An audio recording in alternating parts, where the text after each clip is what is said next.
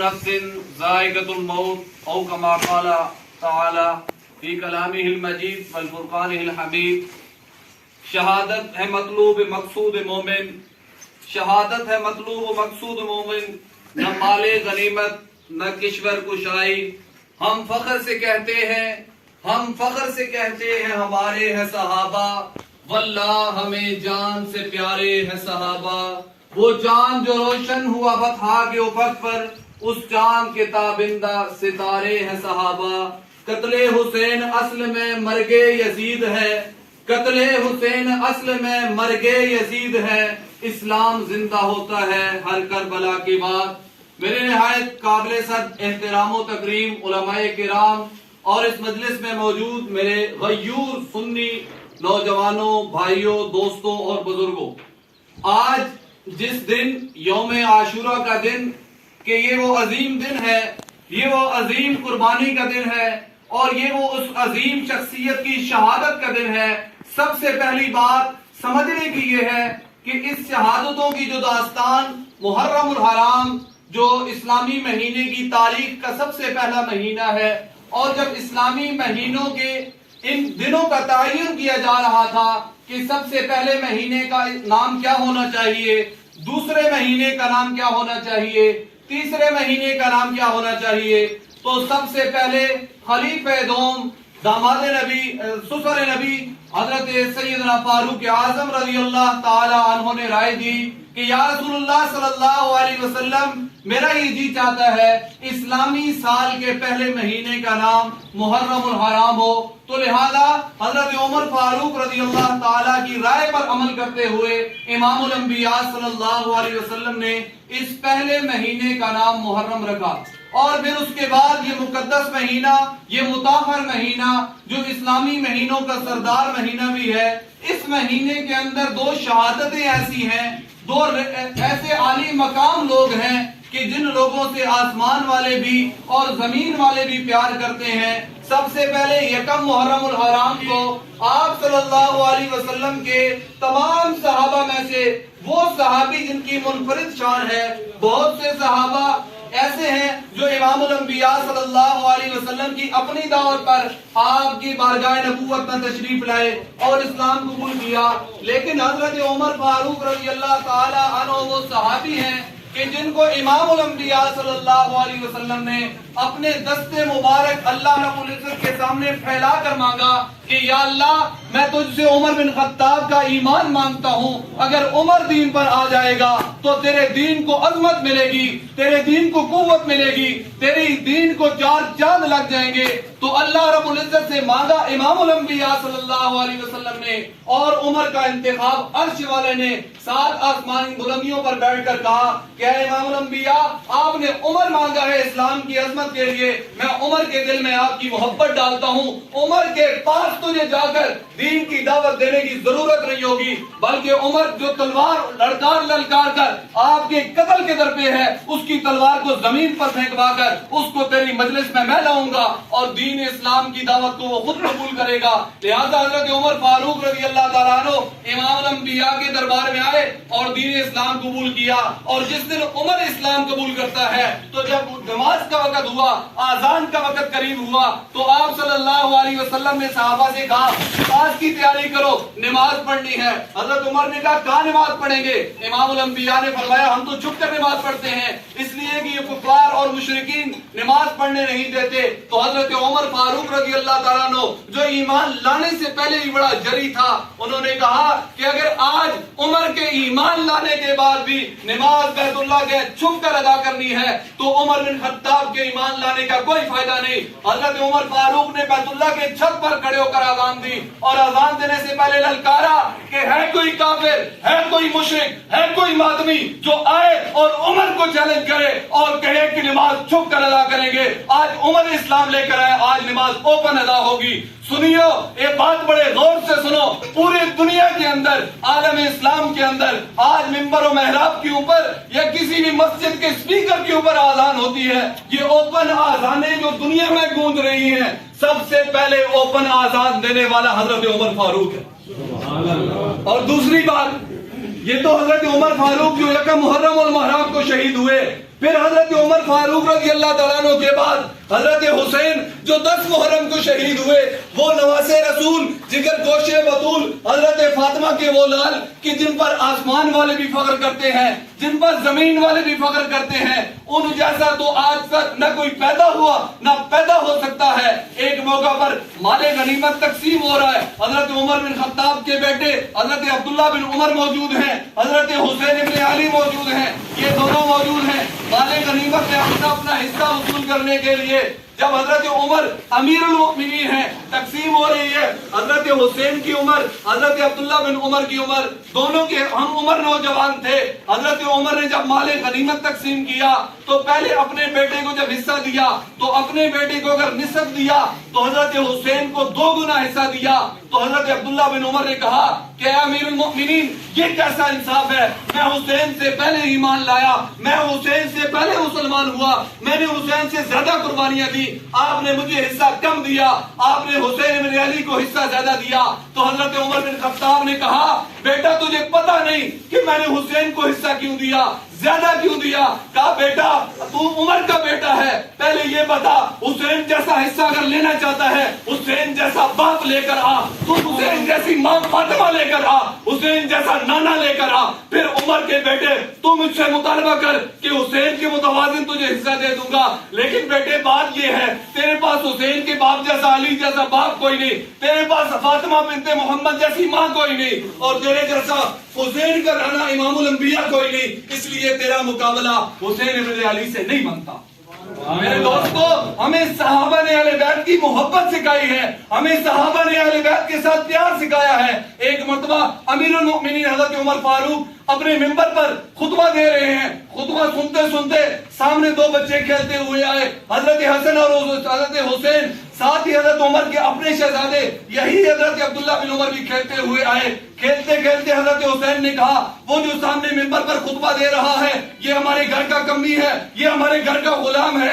جب یہ بات حضرت عبداللہ بن عمر نے سنی، وہ تو امیر المؤمنین کا بیٹا تھا، اس کے دل میں یہ بات آئی کہ حسین نے عجیب بات کر دی کہ میرے باپ تو امیر المؤمنین ہے لیکن حسین کہہ رہا ہے یہ میرے گھر کا غلام ہے۔ جب یہ بات کی تو حضرت عمر جب خطبہ دے کے گھر تشریف لے گئے تو عبداللہ بن عمر دوڑے دوڑے چلے گئے اور گھر گئے، کہا امیر المؤمنین اے میرے ابا جان، آج حسین بن علی نے ایک عجیب بات کی ہے۔ فرمایا بیٹے کیا بات کی ہے؟ کہا حسین نے کہا وہ جو سامنے منبر پر خطبہ دے رہا ہے یہ میرے گھر کا کمی ہے، ہمارے گھر کا غلام ہے۔ تو امیر المؤمنین آپ تو امیر المؤمنین ہے میرے بابا جان۔ حضرت عمر اٹھے بیٹھے، کہا حسین، حضرت عبداللہ جاؤ جلدی جاؤ حسین سے یہ بات لکھوا کر لو، جو نہ پروف آ جائے گا پھر ڈانٹ پڑے گی حسین ابن علی کو۔ لیکن وہ کیا جانتے تھے صحابہ اور اہل بیت کی آپس میں محبت کیا ہے، عقیدت کیا ہے، وہ معصوم بچے تھے۔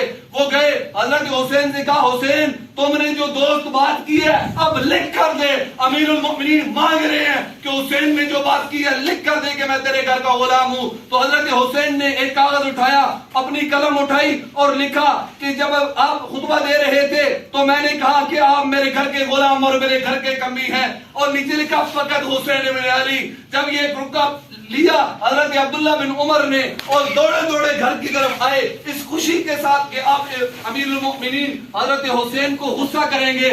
لیکن جب گھر پہنچے حضرت امیر المؤمنین حضرت عمر اپنے بستر پر آرام کر رہے تھے، آرام کرتے ہوئے ساتھ حضرت عبداللہ بن عمر آئے اور بڑی خوشی سے کہا کہ ابا جان حسین نے یہ بات لکھ کر دے دی۔ تو حضرت عمر لیٹے ہوئے تھے، بیٹھ گئے اور بیٹھ کر کہا کہ بیٹے یہ مجھے رکا پکڑاؤ، اس کو چوما، اس کو آنکھوں سے لگایا اور کہا خدا کی قسم میری پوری زندگی کے اعمال اگر ان سے میری بخشش نہ ہوئی مجھے یقین ہے یہ حسین بن علی کا رکا میری بخشش کروا دے گا۔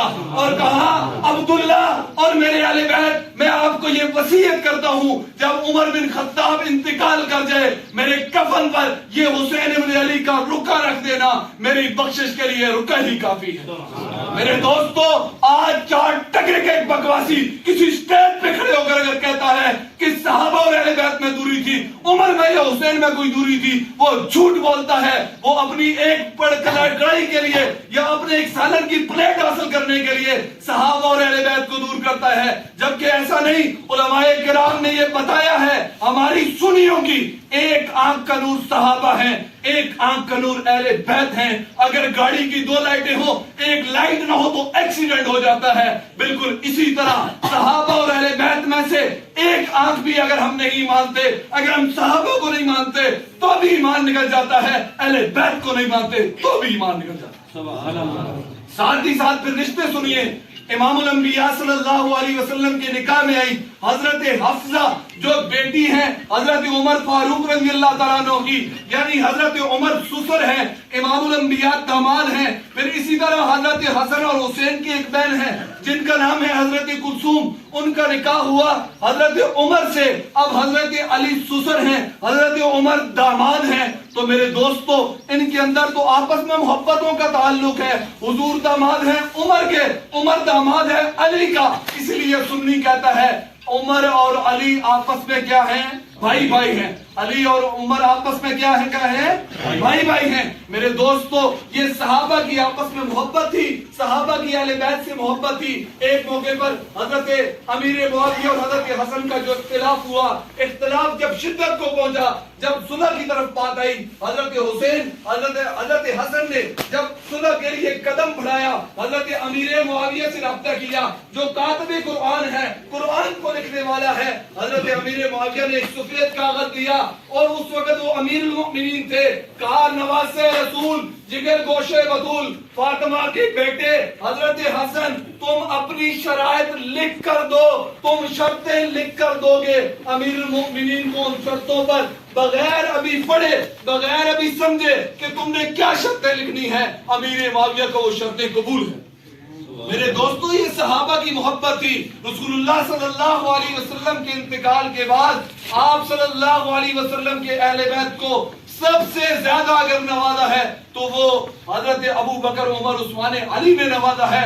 اس لیے کہ ان کو محبت تھی حضور صلی اللہ علیہ وسلم کے ان نوازوں سے، حضور صلی اللہ علیہ وسلم کی نواسیوں سے. حضرت علی المرتضی رضی اللہ تعالیٰ عنہ کے حضرت حسن، حضرت حسین اور اسی طرح حضرت علی نے دیگر 9 شادیاں کی تھی حضرت فاطمہ رضی اللہ تعالیٰ عنہ کے انتقال کے بعد. لیکن آج کا کافر، آج کا معلوم ہمیں یہ کہتا ہے کہ 5 تن پاک ہے، باقی تن پاک نہیں ہے. لیکن میرے دوستو قرآن کہتا ہے رضی اللہ عنہ ورضو عنہ، عربی میں رضی اللہ عنہ وہ سب جن سے اللہ راضی ہو گیا اور وہ اللہ سے راضی ہو گئے. اور اللہ کے نبی اگر آپ روایات میں پڑھیں تو کم و بیش صحابہ کی تعداد 1,24,000 ہے.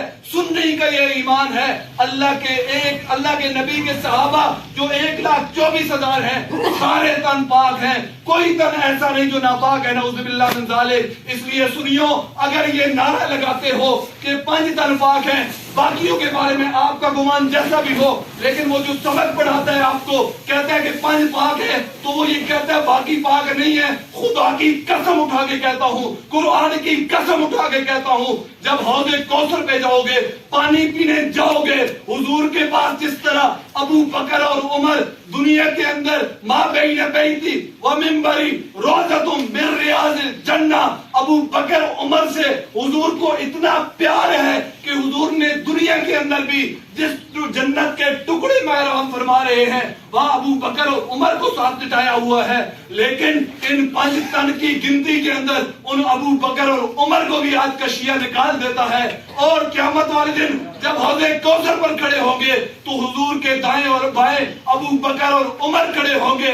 آج جو 5 تن پاک کا نعرہ لگائے گا وہ بروز قیامت حوض کوثر سے محروم رہے گا. اور یہ بھی روایات میں آتا ہے جو ابو بکر کا دشمن ہوگا، جو عمر کو ایمان پر شک کرتا ہوگا، جو معاویہ کے ایمان پر شک کرتا ہوگا، دور سے آ رہا ہوگا، حضور صلی اللہ علیہ وسلم کے دائیں اور بائیں ابو بکر اور عمر کھڑے ہوں گے اور وہ شکوہ کریں گے یا رسول اللہ وہ سامنے آ رہا ہے، تیرے اہل بیت کو تو مانتا تھا لیکن گلی محلے کے اندر مجھے گالی نکالا کرتا تھا. حضور فرماتے ہیں صحابہ کو فرمائیں گے اس کو نکال دو، فرشتوں کو حکم ہوگا ان کو یہاں سے دور کر دو. ان کو نہ حضور کے قریب آنے دینا، نہ اہل بیت کے قریب آنے دینا، نہ صحابہ کے قریب آنے دینا. تو میرے دوستو یہ ایمان رکھو کہ ہمارے لیے 5 نہیں، ہمارے لیے تمام صحابہ پاک ہیں، اللہ کے نبی پاک ہیں، اللہ کی نبی کی 11 بیویاں پاک ہیں، اللہ کی نبی کی 4 بیٹیاں پاک ہیں، اللہ کے نبی کے 3 بیٹے سارے پاک ہیں. میرے دوستو جو لانتی ہمیں کہتا ہے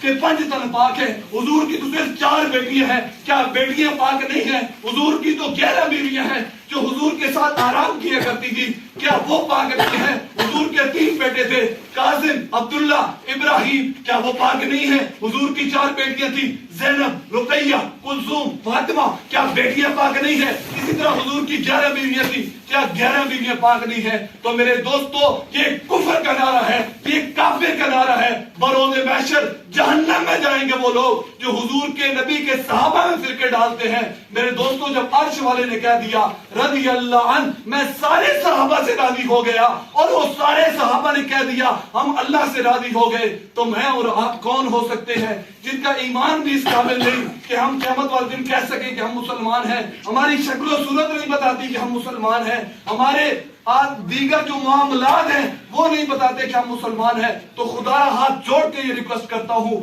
آج تک کسی نے بھی یہ 5 تن کا نعرہ اپنے ذہن میں بھی رکھا ہے تو وہ ذہن سے نکال دے. اگر اس نے کل حضور کی 4 بیٹیوں سے دوری اختیار نہیں کرا, بیٹیاں گلا کرے گی, فرمائیں گے یا رسول اللہ فاطمہ تو چھوٹی بہن تھی, رقیہ کہے گی یا رسول اللہ میں بڑی بیٹی تھی, مجھے انہوں نے 5 تن پاک سے نکال دیا, میں رقیہ میں بڑی بیٹی تھی, مجھ کو بھی نکال دیا. میں حضرت زینب کو کہیں گی یا رسول اللہ آپ تو میری عصمتوں کی گواہی دیا کرتے تھے, آپ نے تو اپنے کندھے پر میری میت رکھ کر مجھے قبر میں اتارا تھا, کیا یہ میرا قصور تھا کہ چھوٹی بہن کو تو پاک کہتے تھے سنی, لیکن باقی بیٹیوں کو پاک نہیں سمجھتے تھے؟ یقیناً یہ کفر کی علامت ہے 5 تن پاک کا نعرہ.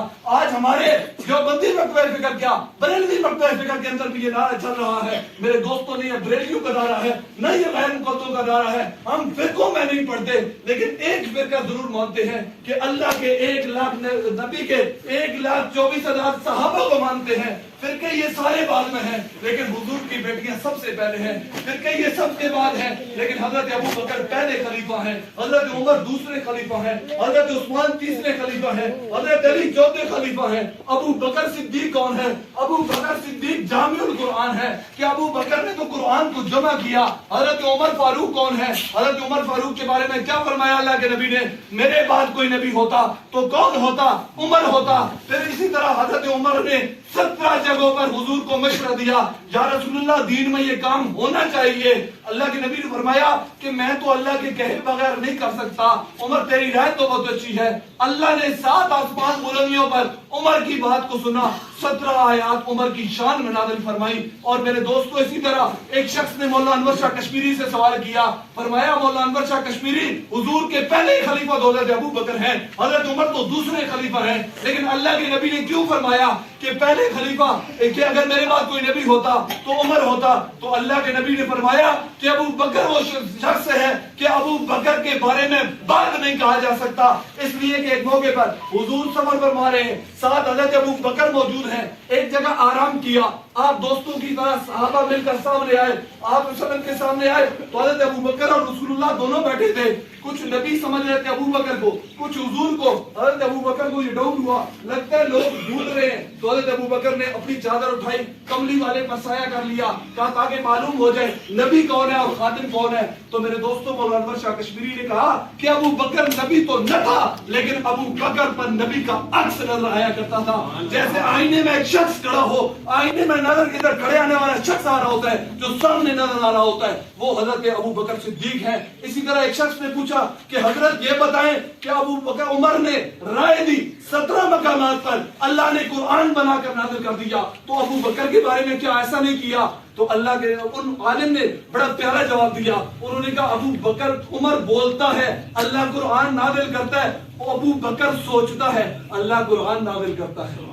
اور ابو بکر کا گھرانہ وہ گھرانہ, یہ بھی 5 تن پاک میں شامل نہیں کرتے. حضرت ابو بکر وہ گھرانہ ہے کہ ان پر اگر کسی وقت بھی, جیسے ایک دفعہ حضرت ابو بکر نے ایک شخص کو تھپڑ مارا, وہ شکایت لے کر حضور کے پاس آیا, فرمایا یا رسول اللہ اس شخص نے, ابو بکر نے, آپ کے اس خلیفہ نے, آپ کے صحابی نے مجھے تھپڑ مارا ہے. حضور نے فرمایا ابو بکر تو مار ہی نہیں سکتا. اس نے کہا مارا ہے. حضور نے فرمایا نہیں عمر نے مارا ہوگا. کہا نہیں ابو بکر نے مارا ہے. جب یہ بحث بڑھی تو حضرت ابو بکر نے کہا کہ میں نے مارا ہے. اب رسول اللہ جج بن گئے, اب فیصلہ اس بیان میں نہیں کرنا کہ یہ میرا صحابی ہے. تو حضور نے فرمایا ابو بکر جا گواہ لے کر آ کہ تو نے واقعتاً اس کو غلطی پر مارا. جب ابو بکر کی طرف حضور نے دیکھا, ابو بکر پریشان, اس وقت وہاں پر موجود کوئی نہیں تھا, تو ابو بکر کی گواہی دینے کے لیے اللہ نے آسمان سے جبرائیل کو بھیجا کہ جبرائیل فوری جا اور ابو بکر کی گواہی تو دے دے کہ واقعتاً اس نے رب کو گالی دی. تو ابو بکر نے اس کو تھپڑ مارا. اللہ نے کہا جبرائیل اتنا جلدی جانا, کیونکہ ابو بکر صدیق ہے, ابو بکر سچا ہے, اس کی صداقت پہ آنچ آ جائے گی اگر اس کا کوئی گواہ نہ ملا. اگر دنیا پر اس کا کوئی گواہ نہیں تو سات آسمان بلندیوں پر بیٹھنے والا خدا ابو بکر کا گواہ ہے. اسی طرح ابو بکر کی بیٹی حضرت سیدہ طیبہ طاہرہ امی عائشہ صدیقہ رضی اللہ تعالیٰ عنہ پر تہمت لگی تو زمین پر گواہ موجود نہیں تھا. اللہ نے پوری قرآن کی سورت سیدہ عائشہ کی شان مناظر کر کے بتا دیا کہ ابو بکر وہ گھرانہ ہے, اس پر زمین پر کوئی کتا بھونکے گا تو آسمان سے رب اس کو پکڑے گا. اور آج الحمدللہ ثم الحمدللہ شہدائے کربلا کے اندر موجود وہ حضرت زینب جو حضرت حسنین کریمین کی بہن تھی, اس نے یہ بد دعا دی تھی کہ اے دشمنوں, اے میرے قاری بھائی کے قاتلوں, اے میرے حافظ بھائی کے قاتلوں, تم نے میرے بھائی کو ذبح کر کے گردن تلوار پر لٹائی ہے. اللہ تمہیں کبھی ہدایت نصیب نہ کرے, اللہ تمہیں کبھی قرآن نصیب نہ کرے, کبھی تم میں کوئی حافظ پیدا نہ ہو. تو میرے دوستو دیکھنا چاہو جنتی کون ہے, جہنمی کون ہے, تو دیکھ لو. آج سنیوں کا قاری تو جہاں موجود تھا جس نے تلاوت کی, ان کے طبقوں میں جا کر ان کی محفلوں میں دیکھ لو, اگر کوئی قرآن کا قاری نظر آ جائے پھر تو سمجھنا حضرت زینب نے بد دعا غلط دی تھی, لیکن حضرت زینب کی دعا ایسی قبول ہوئی. آج 1400 سال کے بعد ایک سنی گلی محلے کے اندر کھڑے ہو کے یہ چیلنج کر سکتا ہے, حسین کے قاتلوں کے پاس آج بھی قرآن موجود رہی, حسین کے قاتلوں کے پاس آج بھی کوئی قاری موجود رہی. اللہ رب العزت مجھے اور آپ کو صحابہ کے ساتھ, اہل بیت کے ساتھ, حسنین کریمین کے ساتھ وہی محبت نصیب فرمائے جس طرح صحابہ اور اہل بیت نے آپس میں محبت کی تھی. درود بھی پڑھیں.